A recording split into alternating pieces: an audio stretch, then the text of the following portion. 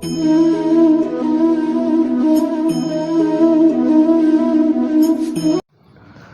मित्रों त्रीजो घटक है प्रकाश अजैविक परिबळ सजीवों जीवन पर असर करतु परिबळ।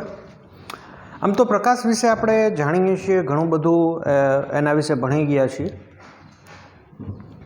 जेम के प्रकाश जे छे ते वनस्पतिनी जो चर्चा करवामां आवे तो आपने ख्याल ज छे, कंई कहेवानी जरूर नथी, प्रकाश संश्लेषण माटे खूब ज महत्वनो घटक छे। बीजुं स्वयंपोषी सजीवोनी वात करीए तो स्वयंपोषी सजीवो के जे आपमेळे पोतानी रीते पोषण पर आधार राखे छे, तो मोटे भागे स्वयंपोषी सजीवो प्रकाश संश्लेषण द्वारा पोतानुं जीवन निर्वाह करे छे। जो कि अमुक स्वयंपोषी सजीवो छे जेने आपणे रसायण संश्लेषी स्वयंपोषी तरीके ओळखीए छीए, तो एवा सजीवो माटे प्रकाश एक महत्वनो परिबळ नथी, पण रसायण संश्लेषी सिवायना जे प्रकाश संश्लेषी स्वयंपोषी सजीवो छे एमना माटे प्रकाश एक महत्वनो परिबळ छे। आपणे चेप्टर नंबर 13 नी अंदर भणी गया के जंगलोनी अंदर अथवा तो गाढ़ जंगलोनी अंदर मोटा वृक्षोनी नीचे नाना छोड़ के क्षुप जोवा मळे के ज्यां ऑलवेज पूरता प्रमाणमां प्रकाश मळतो नथी। तो आवा छोड़ अने क्षुप जे छे ते ओछा प्रकाशे प्रकाश संश्लेषण करवा माटे समर्थ बने एवा अनुकूलनो तेओए स्थापेला होय छे। बीजुं आपणे चेप्टर नंबर 15 नी अंदर भणी गया वनस्पतिनी अंदर पुष्पनो उद्भव प्रकाश अवधि पर आधारित छे, एटले के केटला समय सुधी प्रकाश मळे छे एना उपर आधारित छे। आम वनस्पतिनी अंदर प्रकाश संश्लेषण उपरांत पुष्प उद्भव पर पण प्रकाश जे छे ते असर करे छे। बीजी एक वात मित्रों अहींया करवा मांगीश तमारी जाणकारी माटे खाली के वनस्पतिनी अंदर अहींया हुं लखुं छुं वनस्पतिनी अंदर प्रकाशनी हाजरीमां ज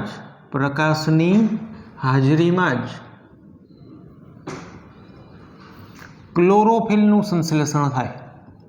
क्लोरोफिलનું संश्लेषण थाय એટલે આ પણ એક પરિબળ છે કે વનસ્પતિની અંદર પ્રકાશ હોય તો ક્લોરોફિલનું સંશ્લેષણ થાય, હરિતદ્રવ્યનું સંશ્લેષણ થાય। આગળ પ્રાણીઓની અંદર જોઈએ તો प्राणीओनी अंदर प्रकाश एनी तीव्रता अथवा तो एनो समयगाळो अथवा तो आपणे जेने अवधि तरीके ओळखीए छीए ते, तो प्राणीओनी अंदर आ प्रकाश चारानी शोध एटले के खोराकनी शोध आपने ख्याल छे के जेम दिवस उगे अने सूर्य जेने कहेवाय के आम बहार निकळे अने पक्षीओ जे छे पोताना माळानी बहार निकळे खोराक शोधवा जाय अने जेम जेम सूरज जे छे आथमतो जाय एम पक्षीओ पोताना माळा तरफ पोताना घर तरफ पुनः प्रयाण करे। खोराकनी शोध एटले के चारानी शोध, प्रजनन अने अमुक पक्षीओ अथवा तो खास करीने यस पक्षीओ माटेनी ज वात छे के जे स्थळांतरण क्यारे करवुं, वधु गरमी के वधु ठंडीथी बचवा माटे स्थळांतरण क्यारे करवुं, आ बाबत पण प्रकाशनी तीव्रता अथवा एनी अवधि उपर डिपेन्ड करे छे। बीजू प्राणी अने मनुष्यनी जो मित्रों खास चर्चा करिए तो आपणे चेप्टर नंबर 22 में भण्या के प्रकाश जे छे ने प्रकाशनी तीव्रता ई हकीकतमां आपणी जैविक घड़ियाळ पर पण असर करे छे। आपणे जोयुं तमने याद होय तो के जे दृश्य प्रकाश जे छे दृश्य प्रकाशना तरंग छे, दृश्य प्रकाशना तरंगो एमां खास करीने जे ब्लू लाइट छे, ब्लू वादળી, आ वादળી रंगनो जे तरंग छे ने ई नेत्रपटल पर रहेल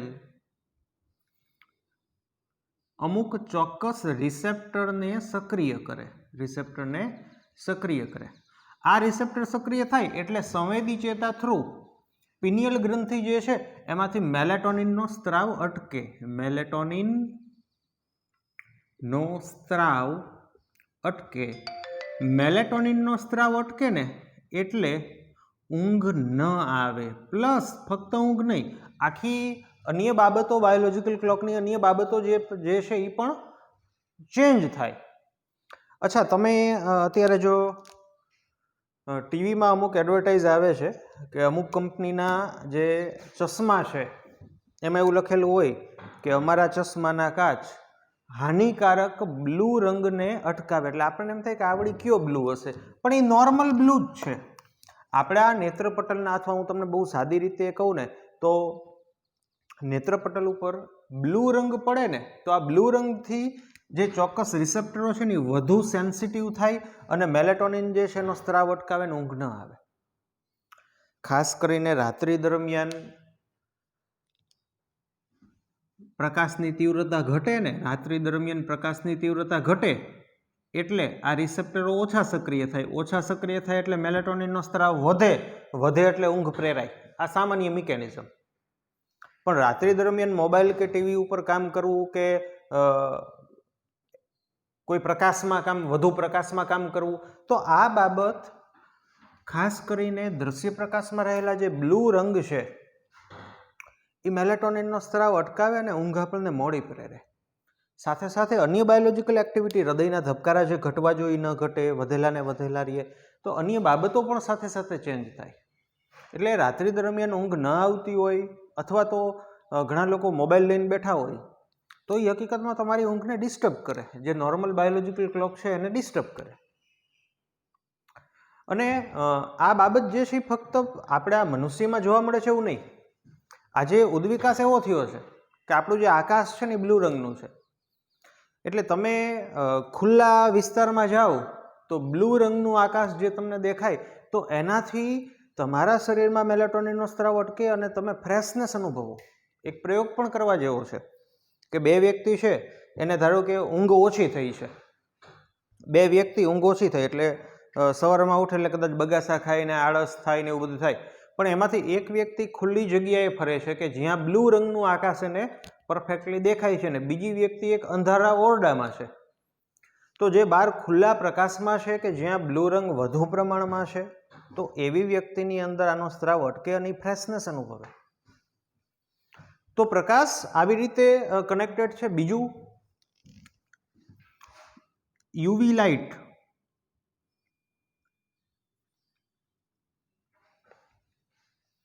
મનુષ્યની અંદર યુવી લાઇટ વિટામિન ડી એટલે કે કોલેકેલ્સિફેરોલ,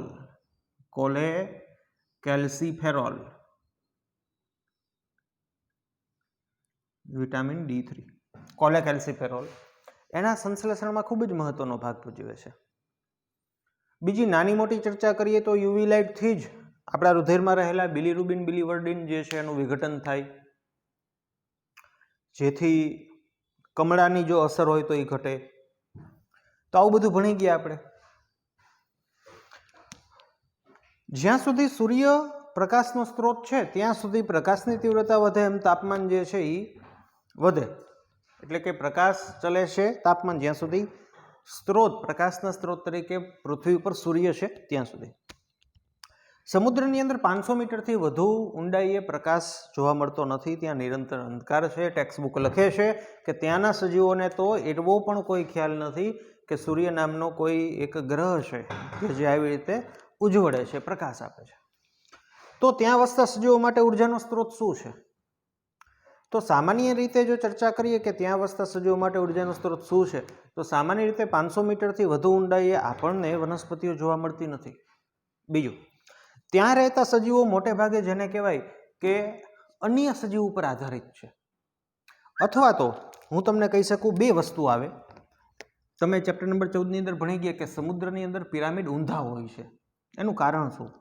તો આમાં તમને એનો જવાબ ફરીથી મળશે. પહેલું હું તમને લખીશ કે ત્યાં વસતા સજીવો માટે ઉર્જાનો સ્ત્રોત શું છે. પહેલું તો કે જે સપોઝ કે પોષક સ્તરની અંદર માંસાહારી છે તો એ અન્ય સજીવોને ખાશે. એટલે પહેલું લખીશું કે અન્ય પ્રાણી ઉપર નિર્ભર રહે, પ્રાણી ઉપર નિર્ભર રહે, આ પહેલું. નંબર 2 કે સમુદ્રની અંદર પિરામિડ શા માટે ઊંધા છે? એનો આપણે અભ્યાસ કરી ચૂક્યા છીએ કે એવું કઈ રીતે પોસિબલ બને કે સમુદ્રની અંદર ઉત્પાદક સજીવો ઓછા અને ઉપભોગીઓ વધારે? તો એનો આન્સર હતો કે સમુદ્રની અંદર રહેતા સજીવો એની અંદર ફિલ્ટર ફીડિંગ પોષણ પદ્ધતિ જોવા મળે. ફિલ્ટર ફીડિંગ પોષણ પદ્ધતિ એટલે શું? તો કે પાણી જે હોય, પાણી એની અંદર રહેલા કાર્બનિક દ્રવ્ય, કાર્બનિક અણુઓ જે છે એનું શોષણ કરીને પોષણ મેળવવું. તમને એમ થાય આ કાર્બનિક અણુઓ ક્યાંથી આવ્યા?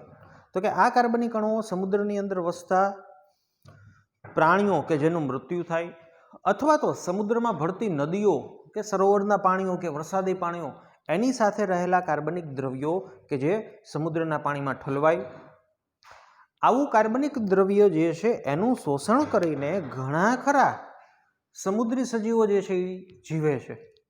એટલે એનો ગ્રોથ થાય, પછી એને ખાવાવાળા બીજી આખી લાઈન હોય, ચેઇન હોય આખી. તો બીજું આનું છે ફિલ્ટર ફીડિંગ પોષણ પદ્ધતિ, એટલે કે પાણીમાં દ્રાવ્યની પણ પાણીમાં રહેલ સૂક્ષ્મ કાર્બનિક અણુ કે જે એક ઉર્જાના સ્ત્રોત તરીકે વર્તે છે. સૌરવર્ણપટ પણ સજીવના જીવન ઉપર ખૂબ જ વધુ અસર કરે છે. જેમ કે યુવી લાઇટ જે છે એ અમુક સજીવ માટે નુકસાન કરતા છે. આપણને પણ ખ્યાલ છે કે યુવી લાઇટ જે છે એનાથી મનુષ્યની અંદર ચામડીનું કેન્સર થવાની સંભાવના છે, મેલાનોમા થવાની શક્યતાઓ છે. સમુદ્રની અંદર આપણે ભણી ગયા ચેપ્ટર નંબર 3માં કે લાલ પ્રકાશ છે એ કમ્પેરેટિવલી જે બીજો વર્ણપટ છે એની સાપેક્ષે વધુ ઊંડાઈએ જઈ શકે છે, અને લાલ લીલ જે છે તે મુખ્યત્વે મહદઅંશે લાલ પ્રકાશનું શોષણ કરીને પ્રકાશ સંશ્લેષણ કરવા માટે સમર્થ છે. તેથી લાલ લીલ જે છે એ આપણને વધુ ઊંડાઈએ જોવા મળે છે. બીજું કે યુવી લાઇટ જે છે આપણે ભણી ગયા કે વિટામિન D3ના સંશ્લેષણ ઉપરાંત ચામડીમાં મેલાનિનનું સંશ્લેષણ એના માટે પણ જવાબદાર છે. તો યુવી લાઇટ જેમ વધુ, અથવા તો સાદી રીતે કહીએ તો સૂર્યપ્રકાશ જેમ વધુ, મીન્સ કે યુવી લાઇટ જેમ વધુ તેમ મેલાનિનનું સંશ્લેષણ વધુ થાય. મેલાનિનનું સંશ્લેષણ વધુ થાય, સજીવ જે છે એ કાળા દેખાય. એટલે ઘણી વખત આવા ક્વેશ્ચનો પણ તમે જોશો કે કાયમને માટે ગુફામાં રહેતા જે સજીવો છે, અંધકારમય વાતાવરણમાં રહેતા જે સજીવો છે એ સફેદ હોય છે, કારણ કે મેલેનિનનું પ્રોડક્શન ઓછું હોય. ઇવન મનુષ્ય પણ જેને કહેવાય કે જો 15 દિવસ માટે સૂર્યપ્રકાશથી ઓછો સૂર્યપ્રકાશ મળે એવા વિસ્તારમાં રૂમમાં જેને કહેવાય કે રહીએ, તો એની અંદર પણ જેને કહેવાય કે અન્યની સાપેક્ષે મેલેનિન જે છે એનું પ્રમાણ ઘટે, અથવા તો એ આપણને ચામડી છે ગોરી દેખાય. તો આ તો ખાલી ઉપરછલ્લી વાત છે. પ્રકાશ ઘણી બધી રીતે જેને કહેવાય કે સજીવ ઉપર અસર કરે છે મહત્વની, અને સૌથી મહત્વની વાત છે પ્રકાશ સંશ્લેષણ. જો પ્રકાશ સંશ્લેષણ ન થાય, પ્રકાશ સંશ્લેષણ ન થાય તો આ દુનિયા ટકી ન શકે. રેડી? તો આ છે પ્રકાશ કે જે સજીવો ઉપર કેવી રીતે અસર કરે છે એ આપણે જોયું.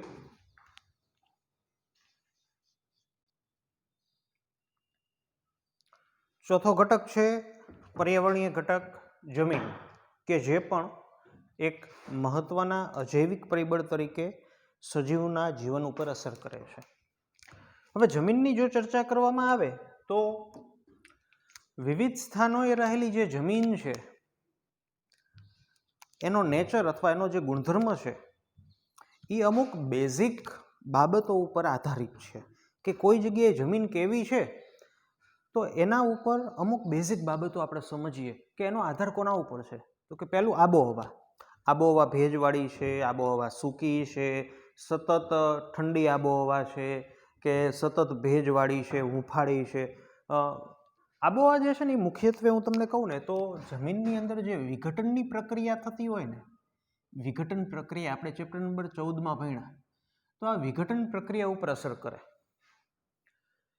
એક એક્ઝામ્પલ આપું કે તાપમાન સહેજ હુંફાળું રહેતું હોય અને આબોહવા ભેજવાળી હોય તો વિઘટનની પ્રક્રિયા ખૂબ ઝડપથી થાય. અને વિઘટનની પ્રક્રિયા ઝડપથી થાય તો એવી જે જમીન છે ને એ કમ્પેરેટિવલી અન્ય આબોહવાની અંદર જોવા મળતી જમીનની સાપેક્ષે વધુ ફળદ્રુપ હોય. શા માટે? તો કે વિઘટનની પ્રોસેસ દ્વારા જે કાર્બનિક દ્રવ્યો છે એમાંથી અકાર્બનિક દ્રવ્યમાં રૂપાંતરણ થાય અને આ અકાર્બનિક દ્રવ્યો છે માટીમાં ભળે. બીજું કે આવી જે વિઘટનની પ્રક્રિયા સારા એવા પ્રમાણમાં થતી હોય તો હ્યુમસનું નિર્માણ થાય, આપણે જોયું. અને હ્યુમસ છે એની એક પાણીને જકડી રાખવા માટેની કેપેસિટી છે. તો એવી જમીન છે પાણીને વધુ જકડી શકે. પછી આપણે ખડકની ચર્ચા કરીએ તો આપણે ભણી ગયા ન્યુસન તંત્ર કેવી રીતે નિર્માણ પામે છે. એની અંદર લાઇકેન જે છે કે દ્વિઅંગીઓ છે એ સૌ પ્રથમ જાય, એના મૂળ દ્વારા વિશિષ્ટ પ્રકારના એસિડનો સ્ત્રાવ થાય કે જે ખડકાઉ જમીન છે એનું અપક્ષયન કરે અને ઓગાળે. તો અપક્ષયનની પ્રક્રિયા ઉપર પણ ડિપેન્ડ કરે. હું તમને એવું સમજાવું કે ધારો કે કોઈ એક જમીન છે જે અપક્ષયનની પ્રક્રિયા થતી નથી તો એ કઠણ હોય, પથ્થર જેવી હોય, તો અહીંયા મૂળ સ્થાપવા એટલા બધા ઇઝી નથી, અથવા તો એવી જગ્યાએ ઉચ્ચ કક્ષાની વનસ્પતિઓ ન આવી શકે. ત્યારબાદ માટી એક જગ્યાએથી બીજી જગ્યાએ કેવી રીતે વહન પામેલી છે કે કેવી રીતે અવસાદન પામેલી છે. સપોઝ કે હું તમને એવી વાત કરું કે એક વિસ્તાર છે, ત્યાં રણની બાજુનો વિસ્તાર છે, તો પવનની લહેર દ્વારા જેને કહેવાય કે માટીઓ જે છે અથવા રેતીના કણ છે એનો ભરાવો થાય છે, અથવા તો વધુ પ્રમાણમાં પાણીના વહેણની સાથે સાથે પાણીના નાના નાના કણો એક સ્થાનેથી બીજા સ્થાને જાય છે અને ધીમે ધીમે એનું અવસાદન થઈને જામી જાય છે, પાણી ઉડી જાય છે.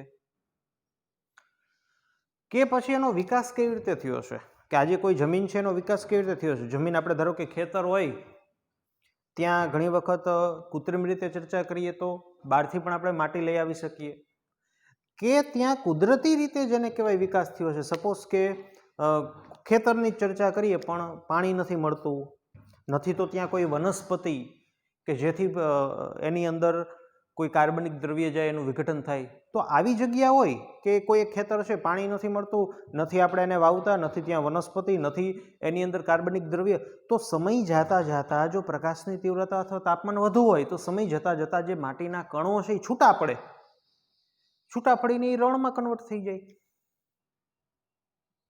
અથવા તો કેવી રીતે વિકાસ થયો છે હું આમ પણ કહી શકું કે માટી છે એની અંદર એમને બંજર જગ્યા પડેલી છે અને એની અંદર તમે ધીમે ધીમે ખેતી કરો છો તો જમીનની અંદર પોષક દ્રવ્યોનું પ્રમાણ વધે, સૂક્ષ્મજીવોના પ્રમાણ વધે, વિવિધ પ્રકારના સૂક્ષ્મજીવો આવે, કાળક્રમે કાર્બનિક દ્રવ્યો ઉમેરાય તો એના વિઘટનની પ્રોસેસ થાય, તો હ્યુમસ કલીલનું નિર્માણ થાય, માટી કાળી બને, વોટર હોલ્ડિંગ કેપેસિટી વધે, પાણીને ગ્રહણ કરવાની કેપેસિટી વધે, તો અન્ય વનસ્પતિઓ પણ જેને કહેવાય કે આકસ્મિક રીતે ઉગી શકે. એટલે આ ચાર મુખ્ય બાબતો છે જેના આધારે અથવા તો આ ચાર બાબતો જમીન કેવી છે એના ઉપર અસર કરે અથવા તો જમીનને બનાવવામાં જેને કહેવાય અસર કરે.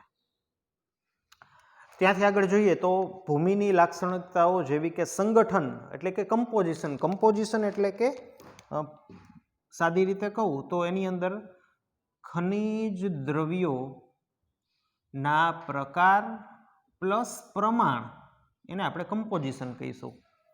કે ભૂમિની અંદર શું ઘટક છે, માટીના કણો સિવાયના શું ઘટક છે, તો ભૂમિની અન્ય લાક્ષણિકતાઓ જેમ કે એનું કમ્પોઝિશન એટલે એની અંદર રહેલા રાસાયણિક દ્રવ્યોના પ્રકાર અને પ્રમાણ પ્લસ એના કણોનું કદ. ખેતરની જમીન હોય તો બહુ નાનો કણ હોય, રેતાળ જમીન રણની હોય તો સહેજ મોટો કણ હોય, અને કણોનું સામૂહિકરણ કે ખેતરની જમીન હોય તો કણ છે એ નાના નાના એકબીજા સાથે એમ ગઠ્ઠા થયેલા હોય, જ્યારે રણની રેતીમાં ન હોય. તો આ ત્રણ બાબત છે ને તે જે તે જમીનની અંતઃસ્ત્રવણ ક્ષમતા અને જલગ્રહણ ક્ષમતા નક્કી કરે છે. ચાલો, જલગ્રહણ ક્ષમતા એટલે શું, તો કે પાણીના અણુને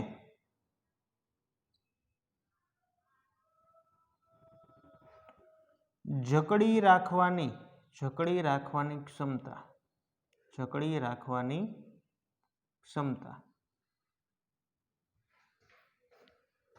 પાણીનો અણુ જકડાય કેવી રીતે? તો કે હ્યુમસ છે ને એ પાણીના અણુને જકડે, કલીલ નેચર ધરાવે એવું ભણ્યા. હવે રણની રેતી હોય તો એમાં શું હ્યુમસ ને શું કાંઈ, તો એમાં જળવાય નહીં. ચાલો, અંતઃસ્ત્રવણ ક્ષમતા એટલે શું? જેને ઇંગ્લિશમાં પર્કોલેશન તરીકે સમજાયું છે. હવે બહુ સાદી રીતે કહું ને, પહેલાં તો હું તમને કહું કે પર્કોલેશન પ્રોસેસ કોને કહેવાય, પણ તમને કદાચ નહીં ખ્યાલ હોય. વર્ષો પહેલાં જો આવું આવતું, આ ગળણી હોય ને, ગળણી, એમાં અહીંયા બરફ રાખ્યો હોય. વર્ષો પહેલાં તમારા લોકોના જન્મ પહેલાં આવી પ્રોસેસ હતી કે ગળણી હોય, અહીંયા બરફ હોય અને નીચે અહીંયા તપેલી કે ગ્લાસ હોય. પછી તમે બજારમાં નીકળો ને ઠંડુ પાણી પીવું હોય એટલે વ્યક્તિ છે એ ઉપરથી ગ્લાસ રેડે પાણીનો, અને આ પાણી છે એ બરફ સાથે ઓગળીને ઠંડુ પાણી ટૂંકમાં નીચે આવે. આને પર્કોલેશન પ્રોસેસ કહેવાય. અથવા તો આ જે ગળણી છે અહીંયા હું ખાંડ રાખી દઉં, અહીંયા ખાંડ રાખું અને ઉપરથી પાણી નાખું તો ખાંડ પાણી સાથે ઓગળે ને અહીંયા ખાંડવાળું પાણી આવે, તો આ પર્કોલેશન પ્રોસેસ કહેવાય. આ ચાસણી બનાવવાની પ્રોસેસ પણ પર્કોલેશન વાળી. બીજી કઈ પ્રોસેસ? તો કે તમે તપેલીમાં ખાંડ લ્યો, પાણી લ્યો ને નીચેથી ગરમ કરો, તો એ પર્કોલેશન ન કહેવાય. ટૂંકમાં આ જે ઉપરથી રેડો ને એના ભેગું એ દ્રાવ્ય થઈને આને પર્કોલેશન કહેવાય. એટલે પર્કોલેશન એટલે સાદી ભાષામાં અહીંયા મારે તમને સમજાવવું હોય ને તો આમ સમજાવી શકું કે કેટલું ઊંડે ઉતરે. અંતઃસ્ત્રવણ ક્ષમતા એટલે જમીનમાં પાણી કેટલું ઊંડે ઉતરે, આને અંતઃસ્ત્રવણ ક્ષમતા કહેવાય. કે આજે માટીના કણો નાના પરંતુ એકબીજા સાથે ચુસ્ત રીતે ગાઢ રીતે જકડાયેલા છે તો જમીનમાં પાણી ઓછું ધીમે ધીમે ઉતરે. આજે માટીના કણો વચ્ચે મોટા કણો છે ને એની વચ્ચે કોઈ એવું બંધન નથી તો પાણી ઝડપથી જમીનમાં ઉતરે. એટલે જમીનમાં પાણી કેટલું ઉતરે અથવા એનો જે દર, એને અંતઃસ્ત્રવણ ક્ષમતા કહેવાય. પછી આજે ચેપ્ટર નંબર 16માં ભણશું કે અમુક જગ્યાએ વધુ પ્રમાણમાં પાણી આપીએ ને આપણે વનસ્પતિ અથવા ખેતરમાં, તો એક ક્ષારનું પોપડું થડ જામી જાય. તો એવી જમીન હોય ને એમાં તમે પછી પાણી પાવો ને તો એ પાણી નીચે જ ન ઉતરે, તો એની અંતઃસ્ત્રવણ ક્ષમતા હાવ 0 થઈ જાય. તો જમીનમાં પાણી કેટલું વ્યવસ્થિત રીતે ઊંડે ઉતરી શકે છે, જઈ શકે છે, આ બાબતને અંતઃસ્ત્રવણ ક્ષમતા કહેવાય. હાલો, રણની ધૂળ હોય તો એમાં પાણી નાખો તો જાય, પણ પાછું એ જે ધૂળ છે એની જલ ગ્રહણ કરવાની જે ક્ષમતા હોય એ ન હોય પાછી. એટલે જે આપણી ખેતરની માટી હોય ને એમાં જલગ્રહણ ક્ષમતા પણ સારી હોય અને અંતઃસ્ત્રવણ ક્ષમતા જે જરૂરી છે એ મુજબની હોય. બહુ ઓછી પણ ન હોય, બહુ વધુ પણ ન હોય. બહુ ઓછી હોય તો ઉપર ને ઉપર પાણી રહે, બહુ વધુ હોય તો ઝડપથી ઊંડે ઉતરી જાય. એટલે મીડિયમ લેવલનું હોય, મીડિયમ લેવલનું સારું. ચાલો આગળ. જમીનની પીએચ કે જે ખનિજના જે સંગઠન કેવા પ્રકારના છે એના ઉપર ડિપેન્ડ કરે છે. તો જમીનની પીએચ, ખનિજ સંગઠન અને ભૂતલ અથવા સ્થળાકૃતિ એટલે કે જમીન જે છે એનો આકાર એકદમ સપાટ છે, ખડકો પહાડોવાળી જમીન છે, આમ ખાડાઓ વધુ આવે છે, આ બાબત ત્યાં કેવા પ્રકારની વનસ્પતિ ઉછરી શકે છે એના ઉપર ડિપેન્ડ કરે. કે વિવિધ વનસ્પતિઓને અલગ અલગ પ્રકારની જમીન જે છે માફક આવે છે. સપોઝ કે આપણને બધાને ખ્યાલ છે કે ચા જે છે એના જે છોડ છે એને કદાચ પાણી વધુ હોય એ પસંદ નથી, તો એ ટેકરાઓ ઉપર થાય છે, આપણને ખ્યાલ છે. તો આ બાબતો ત્યાં કેવા પ્રકારની વનસ્પતિ થઈ શકે એના ઉપર ડિપેન્ડ કરે. અને આ બાબતો કે જે હકીકતે જમીનનો પ્રકાર નક્કી કરે અને તેથી વનસ્પતિ કેવી આવે તે નક્કી થાય.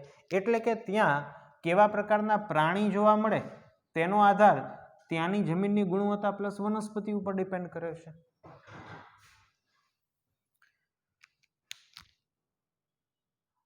અને બહુ સાદી રીતે વાત કરીએ તો આને પણ ન વિચારવું જ પડે. હવે ખડકાઉ જમીન હોય ને દર થાય એમ ન હોય તો પછી સાપ ક્યાં રહીએ? બહુ સિમ્પલ વાત છે. હવે કેવા પ્રકારની વનસ્પતિ, એને કોણ ખાઈ શકે છે, એવા પ્રાણીઓ, આ પ્રાણીને કોણ ખાઈ શકે છે એવા પ્રાણીઓ, તો એના ઉપરથી આખો જેને કહેવાય કે પ્રાણી સમજ નક્કી થાય. અને ભૂમિ જે છે એ ફક્ત સ્થળજ નિવસન તંત્ર માટે જ એક મહત્વનું પરિબળ છે એવું નહીં, જલજ નિવસન તંત્ર માટે પણ મહત્વનું પરિબળ છે.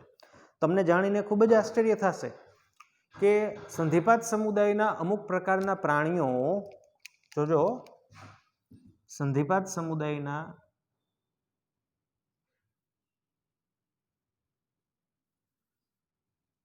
અમુક પ્રકારના પ્રાણી સમુદ્રના તળિયે